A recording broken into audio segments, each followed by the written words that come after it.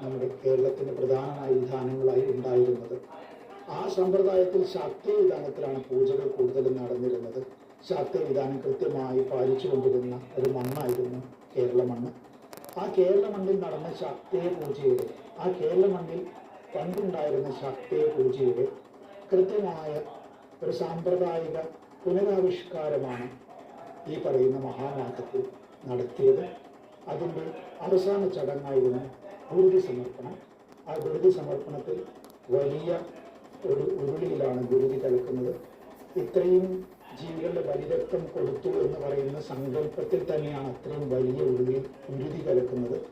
അങ്ങനെ ആ പറയുന്ന അഗ്നിയിലേക്ക് ഗുരുതി തോറ്റം ചൊല്ലിക്കൊണ്ട് ഗുരുതി ഒഴിച്ച് ആ അഗ്നിയെ അണച്ച് ആ പറയുന്ന തമസിലേക്ക് ദേവിയെ വീണ്ടും ലയിപ്പിക്കുന്ന ചടങ്ങാണ് ഈ ഗുരുതി സമർപ്പണത്തിലൂടെ ഇവിടെ നടക്കുന്നത്.